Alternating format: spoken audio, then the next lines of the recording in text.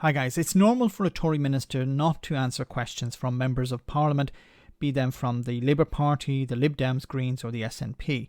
But to ignore a question from your own side is pretty bad, especially when you're running for Prime Minister. Now here possible future PM Penny Mordaunt was asked about a border between Scotland and England if the former became independent. But the guy asking the question is also an interesting character which I'll get back to in just a moment. But first, let's hear her response. Nicola Sturgeon confirmed this week she's pushing for a hard border between Scotland and the rest of the United Kingdom. The SNP's new economic policies would cost businesses a fortune and recklessly risk people's jobs. So does the Leader of the House agree we should have a debate on this issue so the SNP can finally tell the people of Scotland the truth about the enormous economic damage that Nicola Sturgeon's plan for a hard border would do to Scotland?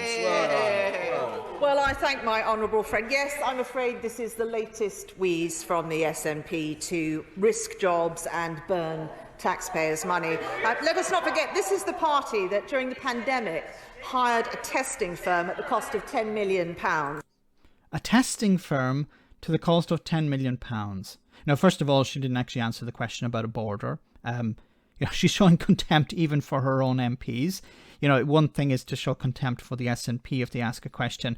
Another is to show contempt for your own MPs. He asked a question about borders, and she's not actually going to answer that. Either she doesn't understand the question or she just doesn't give a crap. But £10 million for a testing firm, why does that ring a bell? Yes, because Dido Harding was given £37 billion. On the one side you have £10 million.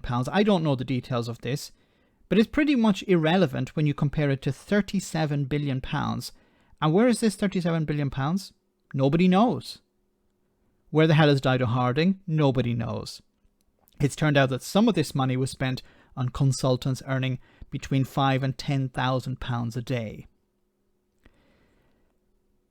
But let's focus on the £10 million. That promptly furloughed all of its staff. In fairness to them, they did try and guarantee some jobs. They paid a company the tune of £5 million per... £5 million! It sounds so much bigger if you extend the length of the word million. If you want to talk about millions, what about the hundreds of millions that probably go into billions that were spent on PPE? PPE that is now being destroyed because it can't be used. PPE that was being offered by British businesses that were ignored because they're not donors to the Conservative Party. Now, I don't know if Penny Mordaunt has any connections to these companies. I don't know if that's the case, but there are members of her party, former ministers, who had connections to companies that had no business producing PPE, but for some reason began producing PPE following a donation to the Conservative Party or because they were a mate of a former minister. And they were given massive contracts worth hundreds of millions of pounds. And where is that money gone? Into someone's bank account. And what did they produce with it? Sweet FA. Per job, and then failed to secure any of those jobs. Audit Scotland said of the Scottish Government it had no framework to deal with the private sector. And of course, the most spectacular is the fact that they have paid the cost of 24 ferries for just 2 vessels. Now, I'm not going to get into the detail about ferries because I'm not sure I don't know that story.